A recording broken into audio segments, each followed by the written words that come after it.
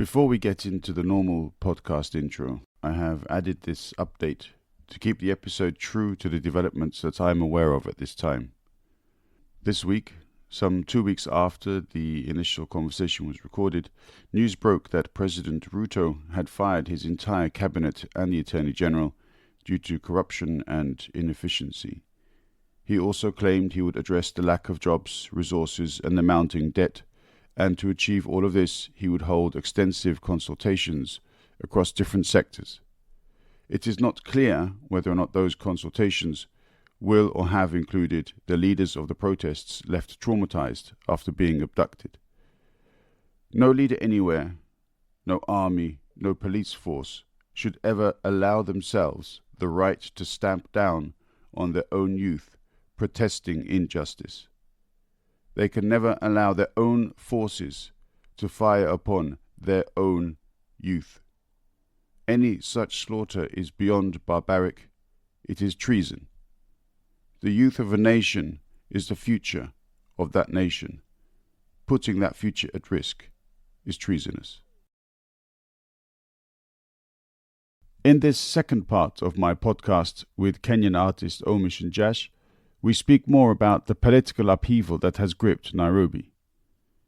This talk is already 10 days old, and so it should be listened to from the perspective of analysis of events that occurred over the initial weekend, analysis of the political situation in Nairobi at the time, and an evaluation of the state of politics and the main political actors. Democracy is fragile. It is not some robust political fortress capable of repelling every form of attack, watching them falter against the battlements. Democracy cracks from within, not because the people betray it, but because the leaders do. This is what is unfolding in Kenya. It is what has unfolded in many African states still beholden to European colonialism and US-American imperialism. It is also the case that the leaders of Western democracies have betrayed their people and ideals too, but these are matters for other episodes. Omish voices his deep admiration for GenZ, an admiration we share, and he also makes some fascinating observations in the art versus content debate, which are really insightful. Part 2 begins with Omish answering my question about how artists in Nairobi have responded to what is happening around them. I thank Omish for his time, and I salute GenZ in Kenya and elsewhere for making the stand previous generations were politically too lazy to adopt themselves. 2 and a mic clocking out. Enjoy.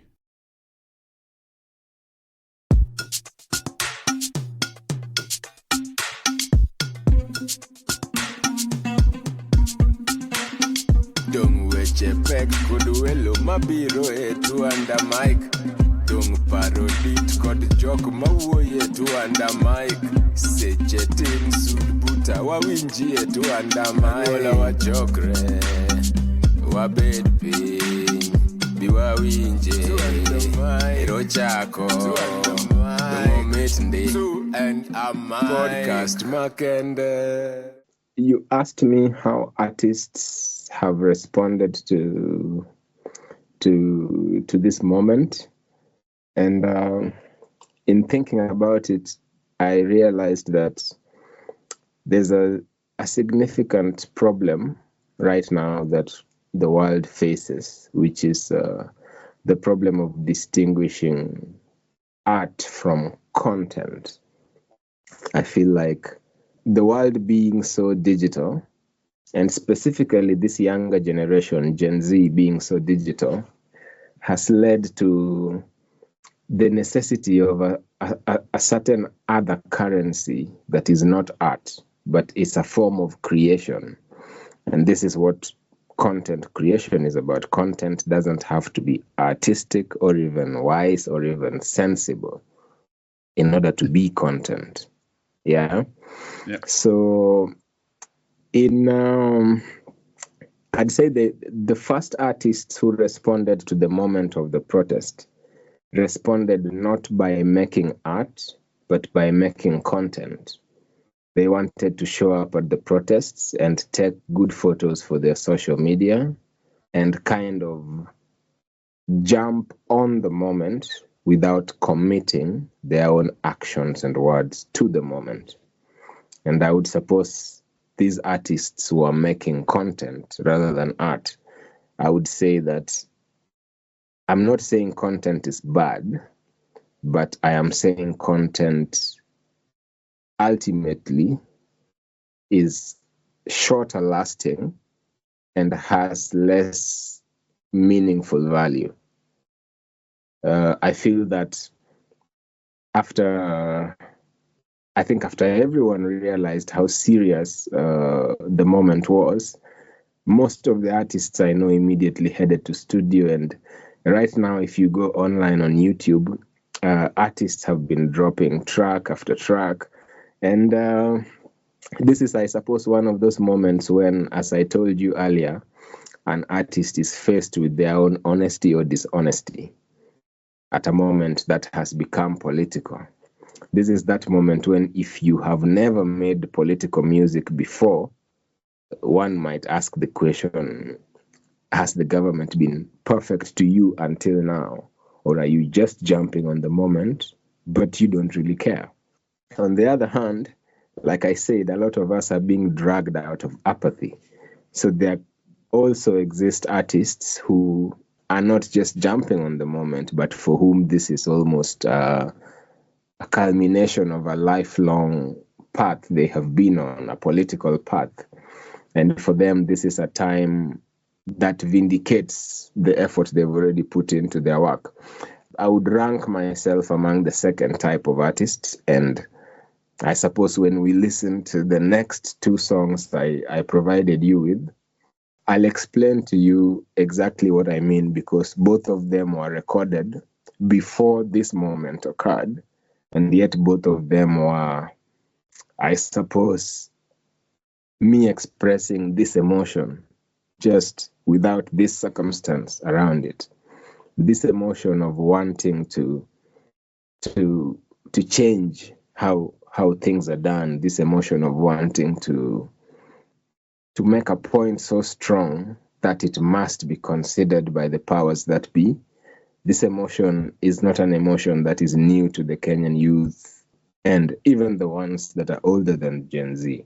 I would say that perhaps for various reasons, which some are even historical, Gen Z are the ones that have, I don't know, it's strange how quickly also it happened. Really, I suppose this is one of those things that also the digital era can do, which is allow a critical mass of people to communicate quickly enough that something can become, how do you say, that they can make something a national issue within days. Mm-hmm. I think maybe the older generations just don't communicate that fast yet. I feel like that might be something that they have as I think they're called digital natives. It might be an advantage of being digital natives. Mm.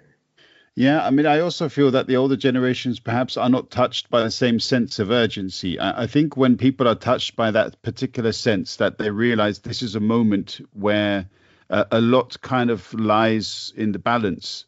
If we don't move ourselves now, the moment will pass, and so will opportunity. I mentioned history, and the reason I mentioned history is because somebody like myself, in my childhood, I experienced President Moi, and President Moi is the closest Kenya has come to having a proper dictator, a proper strongman, you know?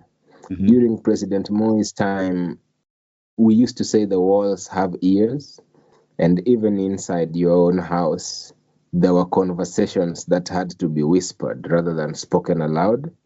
Because if they were spoken aloud, tomorrow your uncle, your mother would disappear into the back of a car and never be seen again.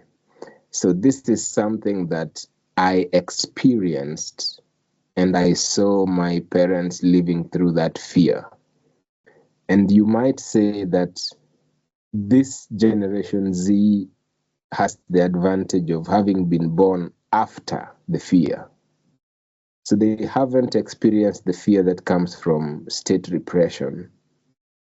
I suppose that's one of the factors that makes them a lot bolder than the older generations of Kenyans. The older generations of Kenyans experienced that presidency, and that was coming close after the first president himself was quite brutal. And if you go even further back before that, you're heading into colonial times, which were even more brutal. So I suppose you might say that the veil of oppression keeps getting lifted more and more, and I suppose it makes sense that the generations keep getting more bold and more bold. Personally, I'm with this. I'm with it. I'm definitely a big fan of this generation and quite honored. Also, as a person who used to be a bit of an activist, I'm quite honored to have been, I feel vindicated, you know? Mm-hmm. I feel that in my generation, the activists seemed a bit like crazy people. So right now, I feel a little bit vindicated to see an entire generation move with one voice in a manner that one might say is activist. Yeah. I really enjoyed that particular discourse, and I feel the same way you do with regards to Gen Z. Normally, people are told when they go to school to respect their elders, and I've been through that particular school. But I've also joined another school, which is to respect my youngers, because they are the wise people of tomorrow. With the difference that my generation has left them with a lot of shit that they have to deal with. So they're going to have naturally more wisdom than my generation has dealt with, because they, I hope, will have been able to find the answers to the questions that we were not able to find answers to. But before we move away too much from the discourse which you were moving about or talking about specifically with regards to Kenya, let's come back again, because we're going to introduce the second song, which is Ochongorio, and you're going to tell me I've butchered the name, and please tell me the best way of saying it and also what it's about. It's Ochongorio. Ochongorio. Okay. Something much closer to that. It's a funny word from my language. It's definitely an insult, but what it refers to is kind of mysterious, mythical. It's one. When I listen to all the use of the word Ochongorio, I know it refers to a miserable and ugly-looking type of bird, but at the same time, it also seems to be a bird that nobody knows anymore, like which specific bird it used to be. So we use the word to talk about things we don't like. Ochongorio is a word you give someone that's weird and strange and not behaving appropriately. So this particular song, I dedicated this insult to a figure, a political figure that has made all the typical mistakes that local politicians make and is now reaping the rewards. Like I said, I made this before the events of the current time, but I think if we consider the events of the current time, there is a candidate for this word, Ochongorio, that we could perhaps apply the song to. I wouldn't say who, but just play the song and let's take a listen.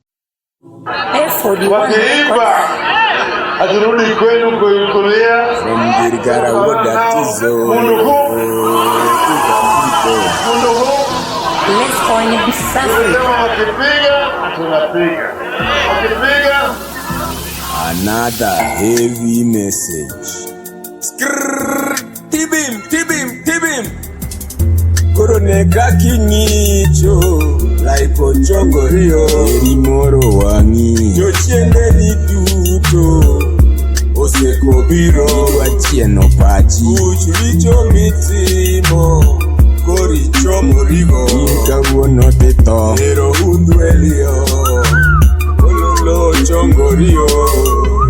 Is it because I'm low? Is it because Bodagar killed Chuo? I ran for president, Guinea Masaka times 2, but every damn time, Migino Lal Code Kuo, not again. It's so Tonglo, the source of glory. Because in that case, you better not steal Gimoro. Dirgara Woda Chisaguelo Tum like Tuo. Amocho Bull, Makata Sepika War. Look out, Girgara is about to blow. The Wayamapin Duto is about to know. What Subas Indo to Mombasa, coast to coast. Nambandeke pap makela dula post to post. Once again, koroneka kinyicho like ochongorio imoro wangi jochende ni duto oseko biro achieno pachi uchricho mitimo koricho murigo kawuono tito ero hundu elio. Another truly Omish Njash track. I really enjoy the lyrical parts, the musical elements as well, the beat. Yeah, I mean, there's just so much character to the music that you produce.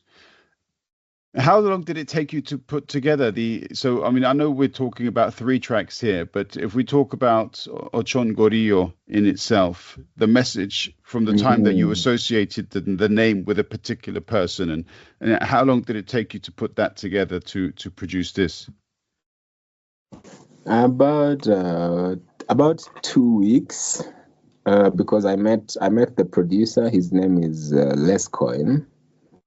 And he played the beat, and after he played it, essentially I started writing, yeah? Mm-hmm. And then I met him about a week after, and I'd say that not all songs take the same amount of time to write, but some songs find you itching to speak.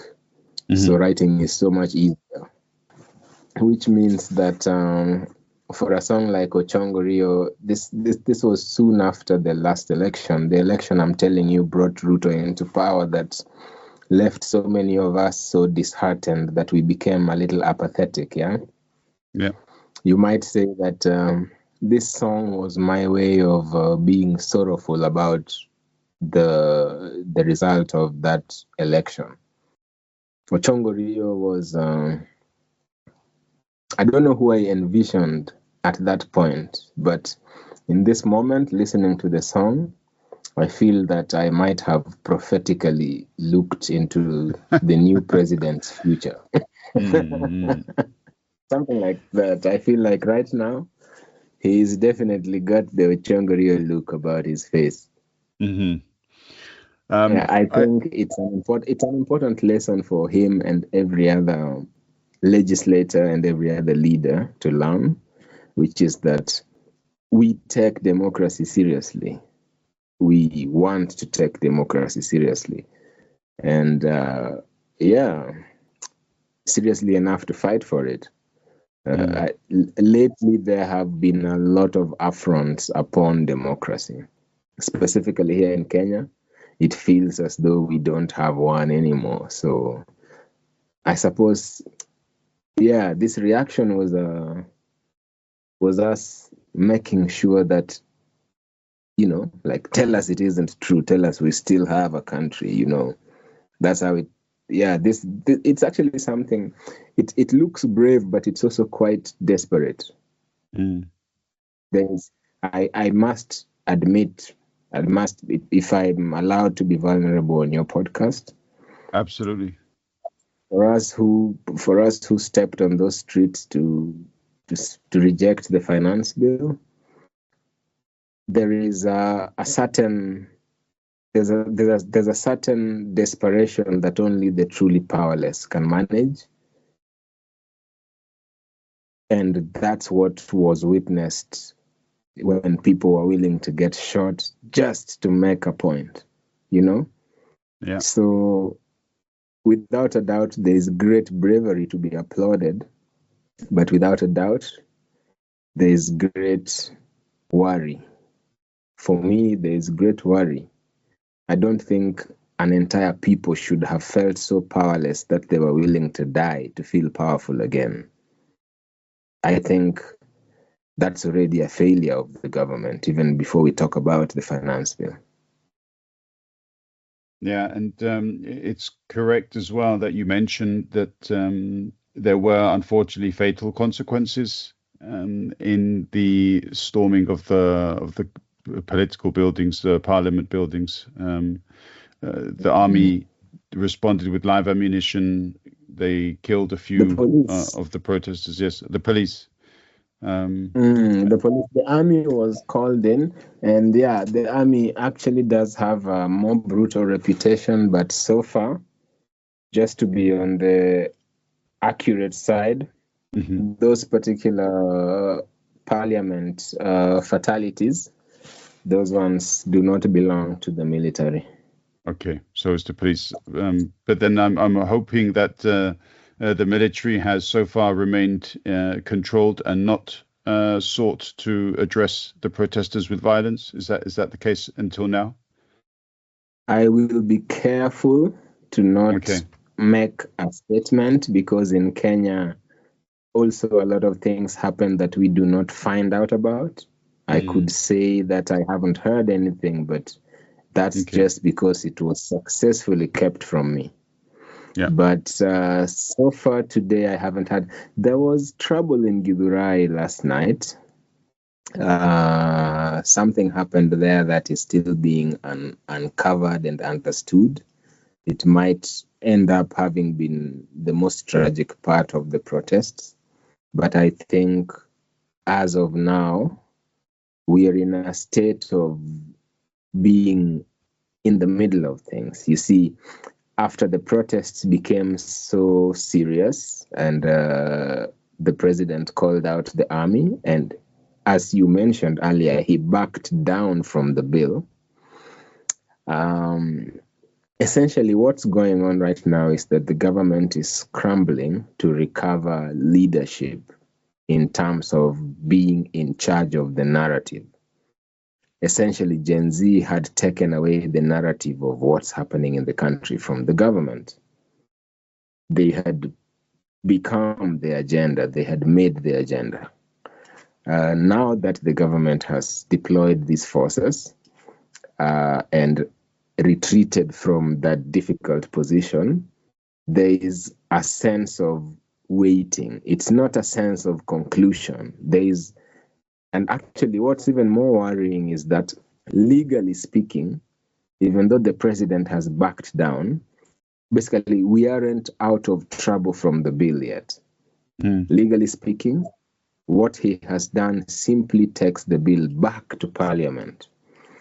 And if I'm going to say something that I cannot claim is fact, I have to say this is rumor, yeah?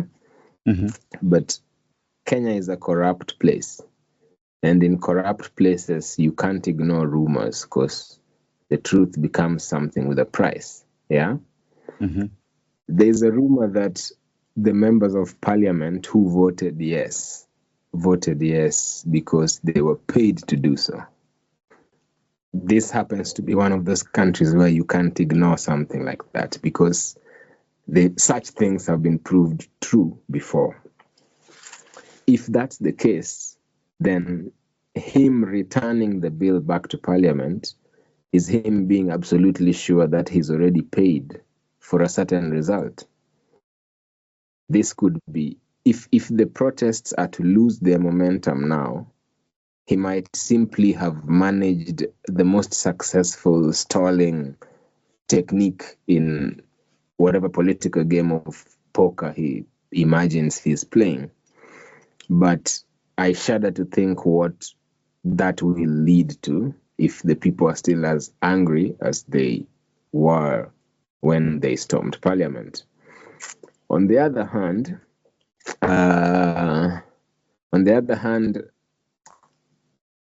there is also the possibility, and this is of course now just theory. This comes so soon after his visit, a much publicized visit to the United States. I tend to I don't know if you've been looking at the images. A lot of the placards that the protesters have been carrying have been saying, you're a US puppet. Yeah. In essence, the big problem our country is dealing with is debt. And personally, I'm wondering if perhaps what's going on is that the president is manipulating these protests because protests in the capital give him a stronger position at the beggar's table when he goes asking for debt. For loans, yeah. I'm not exactly sure which it is. I feel like some of the decisions he's made in regards to these protests make no sense. They almost seem, at some point, it almost seemed as though he was goading the protests. He wanted them to get worse before. It seems almost performative. He's backing down. Yeah. I've written before. I'll share a link to the article with you. I've written before about how I perceive power as a form of theater. And essentially, a lot of the things that power does are honestly theatrical. I think, for example, of what it means for a president to inspect a guard of honor. And to me, as a person that is a theater producer, the theater of that particular event is impossible to deny. Power is created through these performances.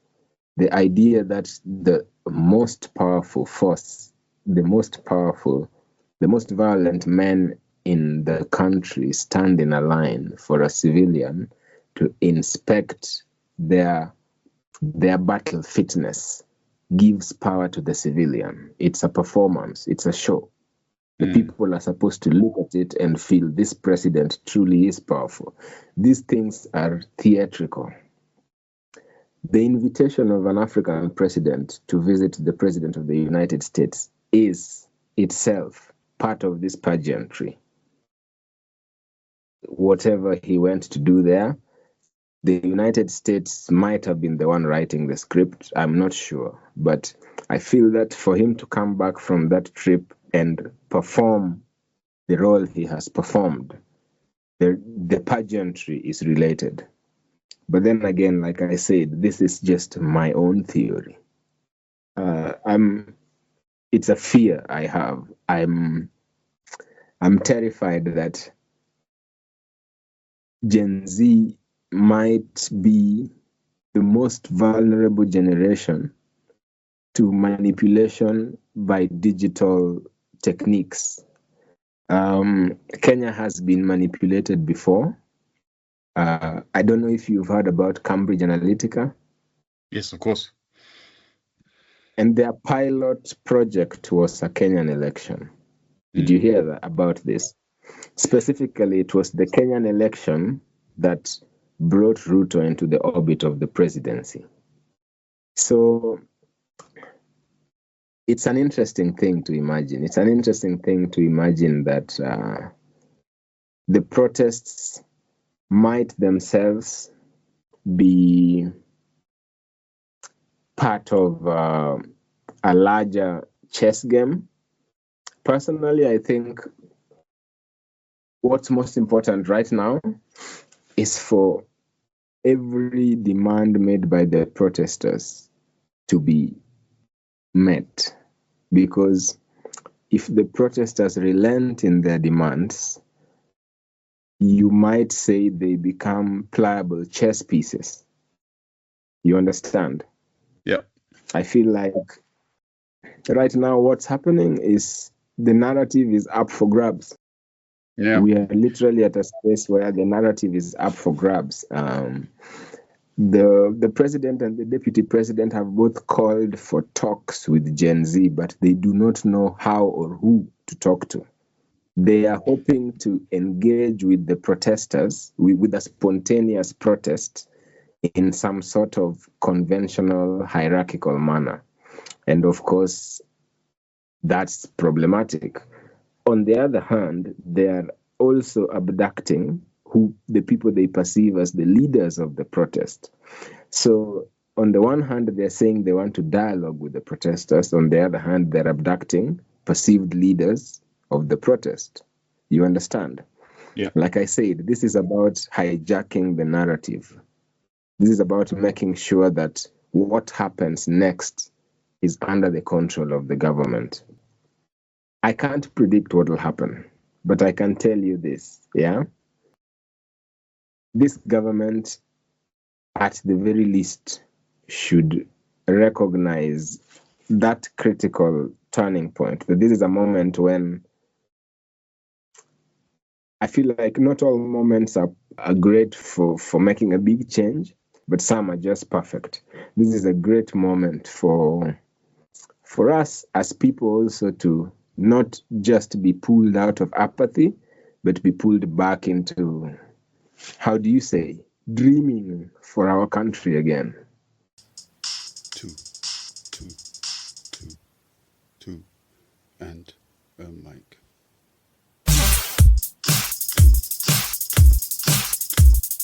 Two, and a mic.